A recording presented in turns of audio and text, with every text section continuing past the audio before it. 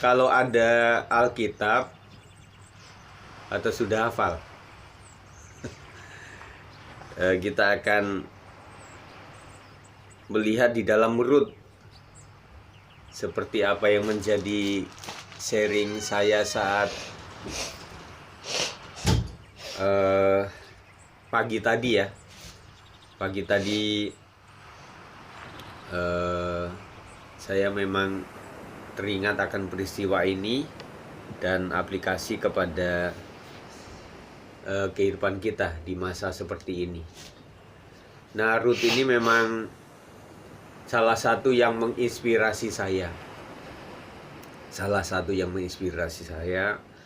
Jadi kalau ditanya tentang tokoh-tokoh yang paling saya kagumi, semuanya saya kagumi, tetapi yang menginspirasi itu beberapa saya singgung juga.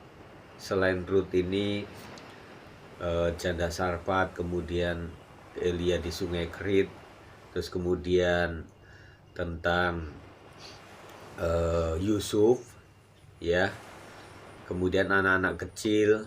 Nah, tokoh-tokoh ini juga saya sharingkan di dalam renungan, baik itu di anak-anak, pra-remaja maupun youth maupun pemuda, dan juga di umum ya. Jadi ini memang penting supaya saya terus-terusan ini memberitakan ini supaya mengingat. Karena pada dasarnya manusia modern itu pelupa. Yang tidak mudah lupa itu siapa yang utang sama kita. Nah, itu nggak gampang lupa. Tetapi kalau hal-hal yang lain gampang lupa, makanya saya sering mengingatkan itu ya. Nah, di dalam kisah mengenai ada yang memberi judul ini kan 3 janda dalam satu rumah. Jadi si Naomi memiliki suami Elimelek ya, kemudian mati. Kemudian Mahlon Kilion, mereka juga menikah, Orpah, Rut. Kemudian Mahlon Kilion juga mati, meninggal. Kemudian tinggal 3 janda di dalam satu rumah. Nah, indahnya saya terinspirasi itu apa yang menjadi kekehnya si Rut. Nah, Rut ini memang dan Orpah itu memiliki latar belakang, kalau konteks sekarang itu belum mengenal Tuhan lah, latar belakangnya begitu. Nah, ketemu sama suaminya yaitu Mahlon atau Kilion, mereka jadi kenal Tuhan, ketemu Naomi, Elimelek, tambah mengenal Allah lagi secara baik sampai sudah jatuh hati. Nah, di dalam hal ini perkembangan antara Rut dan Orpah agak beda. Padahal tantangannya, challenge-nya sama dari Naomi. Artinya kalian kembalilah kepada bangsamu, dan dikatakan juga kembali saja ke Allahmu. Kalau konteks sekarang, ya kamu kembali ke kampung halaman kamu, kemudian ikutilah agama kamu yang lalu. Begitu ya. Tetapi dalam bersikerasnya mereka itu akhirnya Orpah mengalah. Tetapi Rut ini luar biasa, dia tetap bertahan. Bukan berarti Naomi ada harapan untuk apa. Nah, saya katakan bahwa Rut memutuskan itu tidak tahu sama sekali jalan cerita dia selanjutnya, bahwa dia akan ketemu Boas. Dia nggak tahu ya. Kalau dia sudah tahu bahwa dia akan ketemu Boas, tentunya lebih mudah memilih untuk tetap mengikuti kan gitu ya. Nah, tetapi nggak tahu waktu itu. Pokoknya saya ikut ibu, karena selain saya mencintai ibu, lebih-lebih saya mencintai Allahnya ibu. Gitu ya, dia bilang sama Naomi. Nah, akhirnya karena kerasnya itu, akhirnya Naomi membawa Rut lah ke Bethlehem. Nah, sesampai di sanalah berjuang, sampai di sana juga berjuang.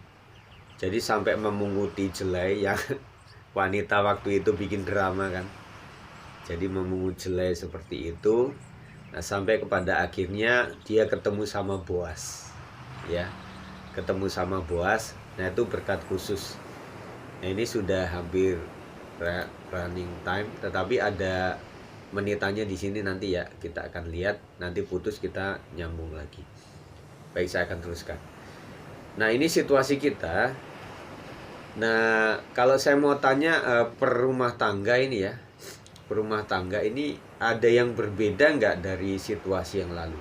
Sebenarnya kalau kita hitung ya, sebenarnya bedanya kita itu kan cuma yang pertama kita diharuskan untuk tetap di rumah, yang kedua ibadah kita Minggu atau Sabtu atau Selasa atau Kamis itu nggak bisa di gereja. Di luar itu sama kan, masih sama ya, tetap melakukan aktivitas begitu. Nah kemudian saya pikir PSBB-nya Indonesia agak beda sih, nggak kayak India sampai dimasukin ke ambulan dengan beberapa orang yang seperti kena COVID begitu sampai ketakutan dan ada disemprot macam-macam begitu. Tetapi kita lihat sih di lingkungan kita nggak begitu ya. Kita ambil bahwa ini anugerah saja lah, anugerah Tuhan. Nah, jadi tidak ada banyak berubah. Tetapi yang saya mau ingatkan kepada kita adalah jangan sampai situasi ini menjadi sangat enjoy. Nah, takutnya nanti ketika sudah normal lagi, normal maksudnya sudah bisa beribadah lagi, jadi malah kepenginnya kayak gini gitu loh. Ya, gak mungkin kan saya menikahkan orang pakai Zoom. Yuk ambil cincinnya pakai Zoom, baptisin orang ya pergi ke sungai saya pakai Zoom. Ayo nyelup sendiri gitu ya, enak aman. Nah saya pikir nggak begitu, tetap saja pertemuan itu tetap nomor satu lah. Nah begini saja kan terbatas kita ya, maksudnya nggak bisa ngobrol pun delay kan, jadi pokoknya nggak bisa dikalahin dengan sebuah pertemuan. Nah, memang pertemuan anak-anak Tuhan sejak awal itu memang 2-3 orang berkumpul. Nah, jemaat mula-mula memang yang kelompok komsel di sini komsel. Dan ini Tuhan mengingatkan kita bahwa sekarang ini semuanya murni, semuanya flat. Maksudnya pendeta besar, pendeta kecil, kemudian jemaat aktif atau tidak aktif, nah semuanya flat ini. Jadi benar-benar seakan-akan jemaat, nggak tahu Bapak Ibu ngerasanya gimana, tetapi saya merasanya bahwa jemaat itu benar-benar kayak di bahasa Jawanya diumbar, dalam artian masih dilihat, masih diumbar itu yang jatuh ya biar jatuh nanti bangun sendiri, kemudian cari rumput bagus ya cari rumput bagus dapat sendiri. Nah seakan-akan penggembalaan agak secara manusia itu agak dibikin jauh supaya kita lihat mana yang dewasa mana yang tidak gitu ya kan. Jadi kita nggak bisa menyentuh secara fisikal, dan sekarang kelihatan murninya bahwa yang memang dulunya itu rajin atau setia atau cari Tuhan dengan kekeh, sekarang saya lihat ya tetap melakukan itu kan, nggak ada beda. Nah cuma buat orang-orang yang di luar itu lebih semakin menjauh. Kalau kemarin itu minggu ya agak dipaksa sama pasangan atau agak dipaksa sama keluarga untuk ke gereja, dan sesudah sampai di gereja ya terpaksa harus duduk diam gitu loh. Nah kalau sekarang di rumah benar-benar free, hak bebas, kayak seperti Adam dan Hawa masuk di Taman Eden, silahkan ada pohon pengetahuan dan ada pohon kehidupan, silakan pilih begitu. Nah sekarang situasinya begini. Nah ini yang menjadi saya terinspirasi dengan Ruth ini, meskipun sangat beralasan dia untuk meninggalkan Naomi yang sudah nggak ada harapan, tetapi dia tetap mengikuti Tuhan, mengikuti Naomi, karena waktu itu memang Allah itu tidak seperti sekarang, gereja atau sinagog tidak seperti sekarang. Kalau zaman sekarang di wilayah Ruth pun ada gereja gitu maksudnya ya. Nah zaman dulu nggak ada. Ketika Abraham, ketika Ishak, ketika Yakub, nah sampai kepada ketika Elimelek, ketika Ruth pergi kemana ya, yang mendidik secara agama itu yang mereka ini, makanya harus diikuti. Itu bedanya ya. Nah tetapi Ruth luar biasa. Nah berkatnya adalah selain menerima Boaz, dia juga menjadi salah satu ibu yang menurunkan Yesus Kristus. Itu luar biasa. Dan kemudian saya tadi juga sering mendengarkan seorang hamba Tuhan yang mengatakan bahwa sebenarnya kalau Tuhan sudah pilih itu luar biasa. Jadi 12 suku Israel itu tidak semuanya adalah keturunan orang baik-baik. Ya, Lewi udah ketahuan, tetapi ada satu yang namanya Yehuda, ya, itu adalah latar belakangnya tidak baik. Dia secara etika tidak baik karena dia iniin si Tamar kan. Tetapi ingat bahwa sebutan Yesus adalah singa dari Yehuda. Nah, makanya saya melihat di sini bahwa Tuhan kalau sudah menggariskan sesuatu itu adalah anugerah Tuhan. Tuhan tidak melihat latar belakang kita seperti apa, tetapi yang penting hari ini ke depan. Nah, saya suka fotografi. Saya melihat kalau orang-orang cakep atau figuran atau orang cantik, kalau dia berfoto, latar belakang kayak apa, tetap cantik. Nah, maksud saya adalah kadang-kadang orang-orang seperti ini malah cari latar belakang yang vintage, ya, yang nggak jelas lah, yang serabutan begitu. Nah, dia berfoto di situ, nah hasilnya tetap baik. Karena apa? Karena orang nggak ngelihat latar belakangnya, tetapi melihat siapa yang sedang berfoto. Nah, hidup kita juga begitu. Kalau kita melihat latar belakang buruk, tetapi ketika kita melihat siapa kita hari ini, itu menjadi manis dan baik di mata Tuhan. Itu ya. Baik, saya akan berdoa. Ini tinggal 3 menit. Nah, setelah berdoa nanti selesai baru nanti mungkin saya akan reconnect lagi ya. Kita mau ngobrol-ngobrol dulu. Puji Tuhan. Tuhan Yesus berkat-Mu melimpah atas setiap keluarga-keluarga yang ikut Zoom pada saat malam hari ini, dan juga teman-teman kami yang ada di rumah dengan aktivitas yang berbeda.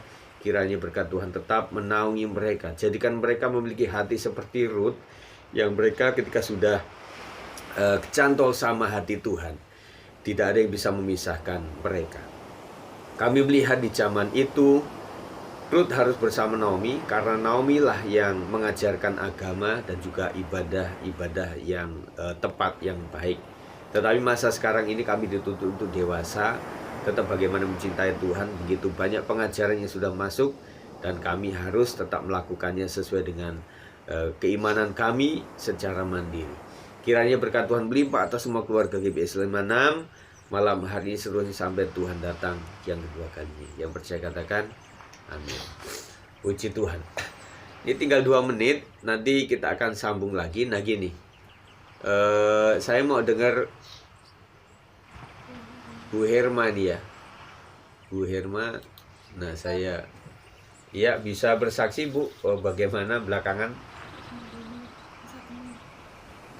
Kayaknya sih selama COVID-19 aman-aman aja sih Pak Gem. Iya. Soal kesehatan juga aman, soal bolak-balik ke rumah sakit juga aman. Puji Tuhannya di COVID orang-orang pada keluar kerja, Tuhannya Richard malah dapat kerja. Oh gitu. Oh iya. Richard malah dapat kerja ya, cuman di Pak Gem magang doang, part-time di Superindo, 4 jam kan harinya. Puji Tuhan lah. Ya puji Tuhan ya lumayan lah buat nambah-nambah masuk ke membayar SPP adiknya. Iya. Karena sekolah tetap bayar ini kan. Iya, sekolah tetap bayar Pak. Iya. Saya pikir enggak. 2 bulan belum bayar ntar. Iya. Masuk bulan Mei 2 bulan. Kalau nggak bayar kasihan Kak Yusti dong. Gajinya nggak dibayar. Oke, ini mau selesai. Jadi setelah ini nanti yang lain ngobrol ya. Kita reconnect lagi. Nggak apa-apa karena mati mendadak ini. Tiba-tiba saja. Saya berharap nanti reconnect lagi.